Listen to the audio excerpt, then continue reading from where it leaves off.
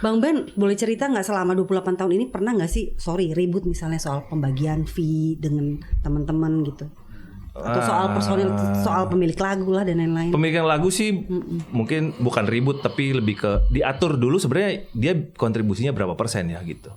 Jadi dulu kan nggak pernah diatur. Jadi kalau publishing teman-teman setiap orang itu punya persenan masing-masing. Si A menciptakan lirik, si B menciptakan musik, jadi 50-50. Si A menciptakan lirik sedikit, berarti liriknya bagi dua. Jadi liriknya 25%, musiknya misalnya 50% gitu. Jadi dari sekarang teman-teman harus duduk bareng bikin lagu, terus true to yourself, dan itu yang susah tuh. Bikin lagu, bikin komposisi tapi udah mikir royalti sebenarnya susah, makanya diperlukan manajemen supaya mikirin pembagian itu manajemen aja. Nanti teman-teman tetap bikin lagu, manajemen cuma nanya kamu bikin apa, bikin ini, kamu bikin apa, bikin ini. Oh berarti lu 20%. Nah jadi pas mau bikin lagu udah mikir royalti kan pusing. Jadi nggak poin satu tuh tadi nggak true to yourself, jadi susah. Kalau ngomongin duit tapi ngomongin karya itu sebenarnya nggak pernah enak. Iya. Gitu. Nah di saya nge-value-nya bingung. Betul. Saya sejak 2010 saya mundur bikin musik. Jadi musiknya saya serahkan kepada vokalis dan keyboardis supaya mereka bikin musik tapi tidak ngurusin bisnis. Supaya saya bikin bisnis tapi tidak ngurusin musik karena musik harus tetap jujur ke dirinya sendiri. Gitu. Baik, Mas Bigi kalau misalnya main band sama temen sendiri, terus nggak ada kontrak, terus putus di tengah-tengah itu gimana tuh kira-kira tuh lagunya punya siapa ya? Kusut. Nah, itu tuh pengalaman kayak gitu loh. Nah itu tadi yang dibilang sama Mas Ben benar gitu bahwa ketika ciptain lagu, ketika buat lagu, basically di situ ada apa yang disebut bahasa teknisnya split share gitu kan. Siapa berapa persen lirisis, habis itu melodi sekian persen segala macam. Dan ketika seorang pencipta atau performer gitu daftar ke LMK untuk masing-masing, LMK pencipta, LMK performer, itu sebenarnya required oleh LMK-nya untuk kemudian menyerahkan split share tersebut. Dikasih itu. Jadi 50% lirik, 50% melodi, itu 50% punya siapa. Jadi saya senang banget tadi saya nggak perlu jelasin terkait itu bahwa jadi ini udah bener lapangannya ya udah kayak gini gitu. Nah artinya kalau misalkan itu nggak diatur dengan baik, selain kusut, royaltinya didistribusikannya kemana? Gitu kan? Pangit Pak.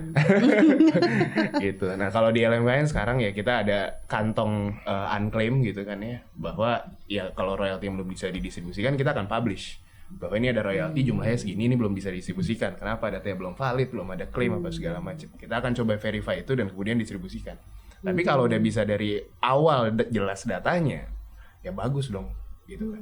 Konflik jangan lupa Pak. Ada kita sering sharing konflik. Jadi lagu mana yang konflik, kadang satu lagu diklaim oleh dua perusahaan yang berbeda. Nah itu makanya royalti publishing itu agak cenderung lebih lama didistribusi karena banyak konflik di dalamnya. So far pembagian royaltinya gimana kalau dari Bang Ben? Iya gimana? Berapa bulan sekali biasanya? Tergantung dibayar bapak ini. Bapak ini bayar, saya recap, saya bayar gitu. Itu aja. Mungkin kalau mau tadi jawab juga, kapan sih royalti didistribusi? Gitu iya. Kan? Sebenarnya kalau LMKN itu punya jadwal distribusi 2 kali dalam 1 tahun.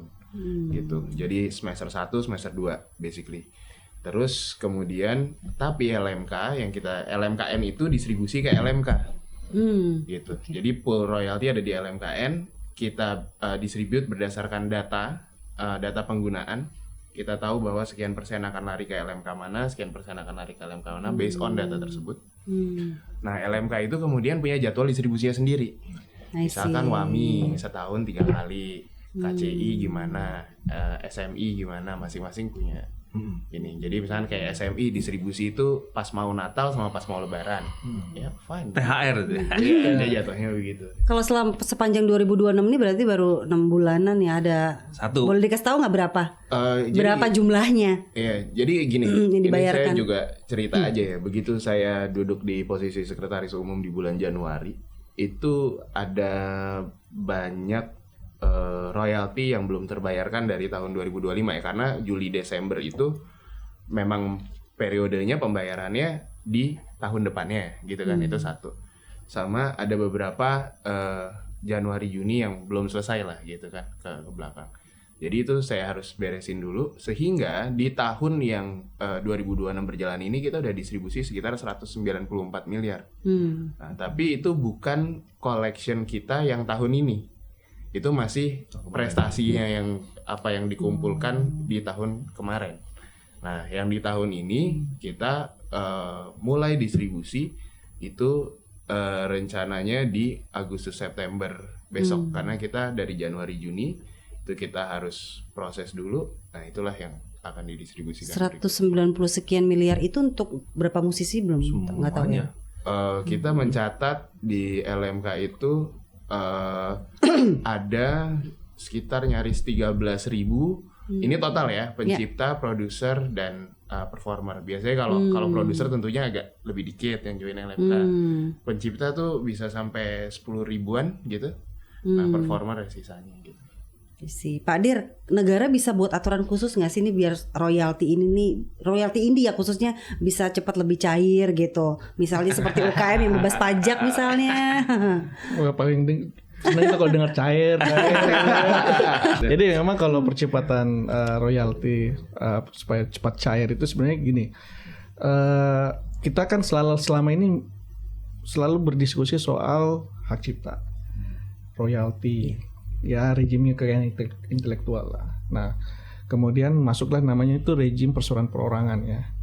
Karena sekarang negara ini, pemerintah dalam hal ini berupaya terus untuk mengintegrasikan sistem, baik itu antara kementerian dan lembaga termasuk LMKN sebenarnya ya. Nah di mana kita sebenarnya ingin mendorong musisi indie itu memiliki perseroan perorangan sebenarnya ya. Karena kerjasama integrasi sistem dengan prinsip B2B ya, business to business itu sebenarnya lebih mudah loh untuk mencairkan. Kenapa? Karena dari MKN kan kalau akun perorangan itu kan agak sulit nih. Ini siapa yang gue mau kasih gitu kan. Tapi kalau dia sudah punya background bisnisnya, nama perusahaannya, itu kan lebih mudah sebenarnya dia mentransferkan royalti itu dan bisa dipertanggungjawabkan lagi.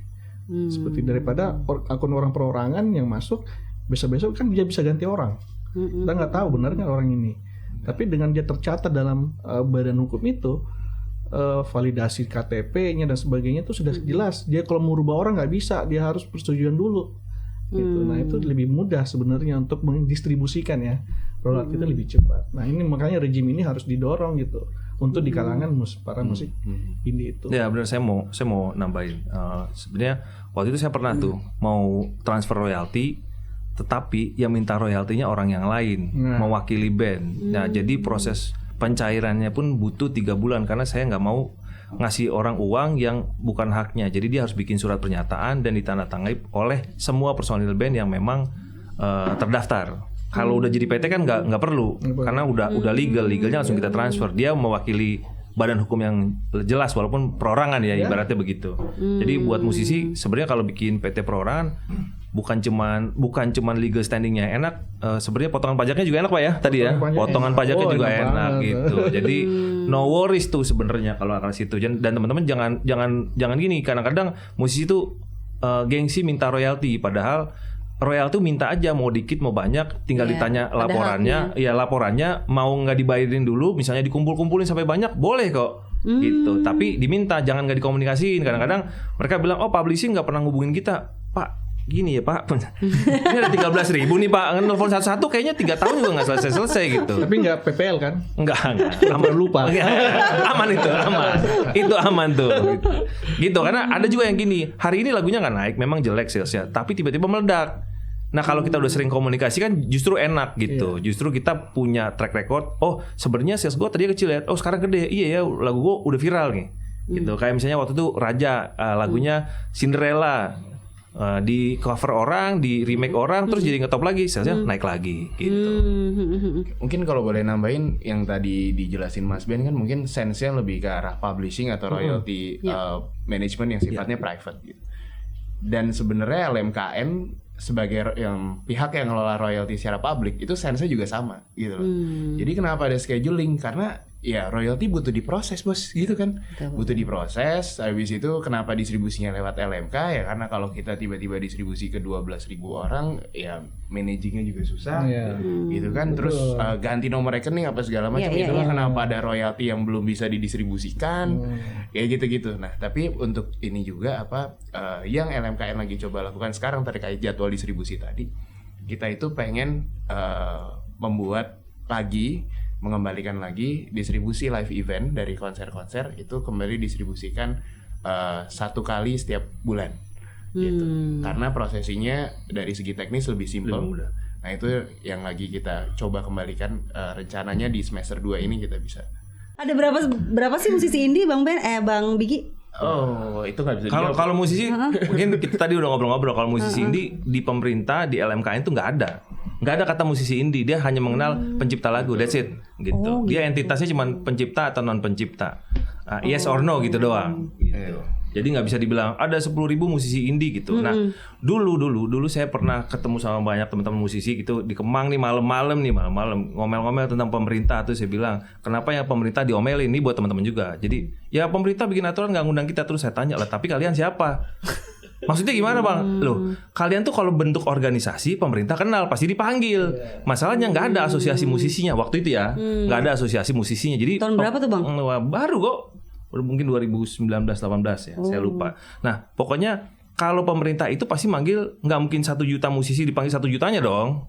Pasti harus ada perwakilan asosiasi. Nah, saya menyarankan waktu itu untuk dibikinlah asosiasi. Sekarang udah ada asosiasi musisi. Jadi, apakah itu mewakili semua musisi? Tentu tidak. Tapi at least ada yang mewakili musisi gitu. Ini ada polling lagi nih, kita bisa lihat sama-sama ya. Mana yang lebih suka nih kamu lakukan untuk mendukung musisi indie favoritmu? Ternyata 56% bilang streaming di Spotify, lebih praktis dan murah. Oke. Terus yang kedua streaming, kadang nonton kalau ada. Oke deh. 11% bilang beli tiketnya dong, merchandise-nya dan Ini lain-lain. yang 11% nih bagus nih. Boleh di komen tolong. Bagus. Harusnya yang 56% tuh yang beli tiket ya.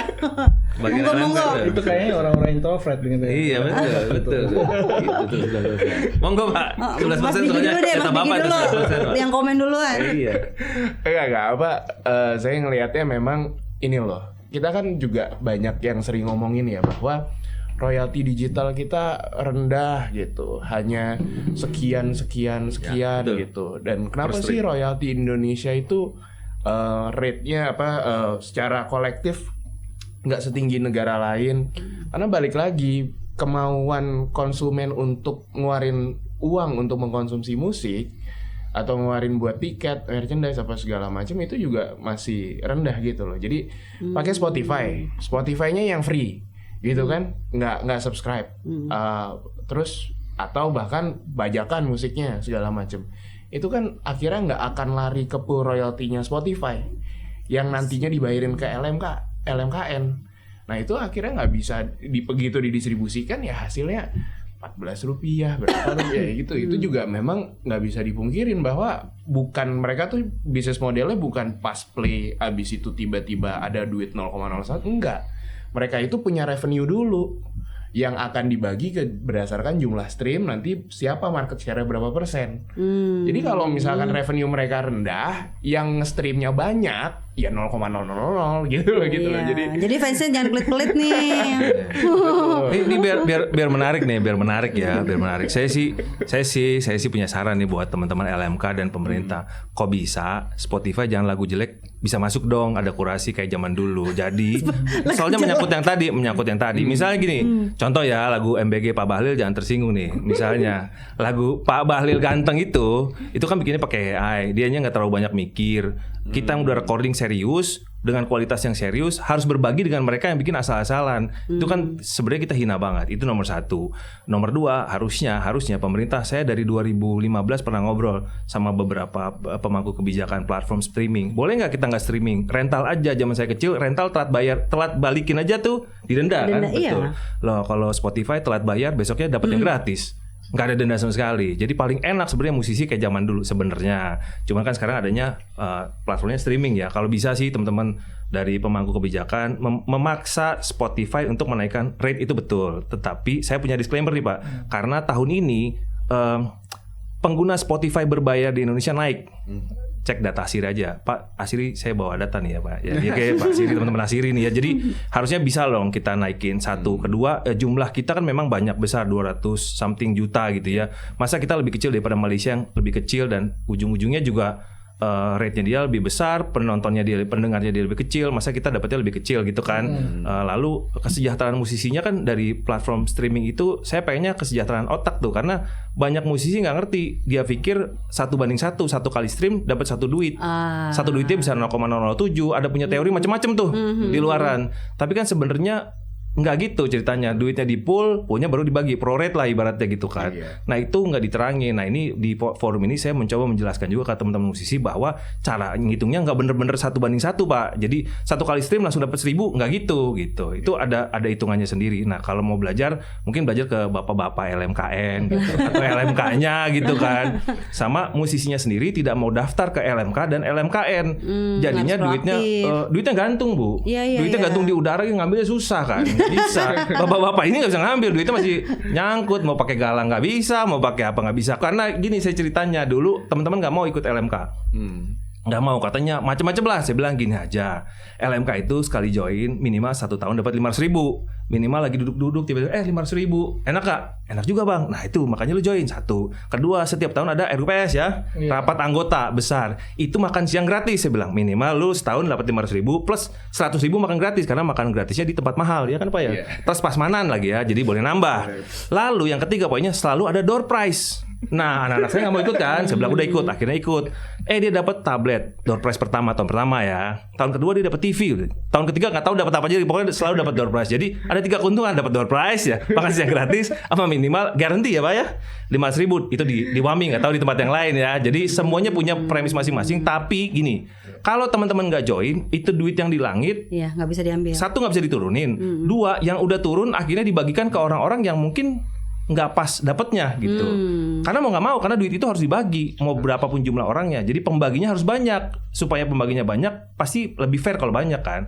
Nah teman-teman harus join gitu ceritanya, ya gitu ya. Dan harus bikin PT per orang ini. Saya ada 2 kepentingan di sini.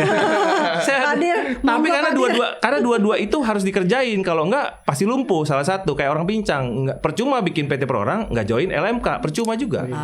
Gitu ceritanya. Got the point. Silakan Pak Dir. Itu tadi. Makanya jelasin. Mantap kan Pak? Ya, karena kalau lihat dari pooling itu kan sebenarnya kayaknya di Indonesia ini banyak sekali fun walk sama run. Kenapa? Makin banyak fun walk sama run itu makin banyak orang menikmati Spotify. Kami sambil lari dengar lagu gitu kan. Tapi kalau dia nikmati sendiri berarti dia kayak putus cinta gitu loh. Atau diselingkuhin lagi gitu kan. Nah ini buat inspirasi buat bikin lagu lagi dia.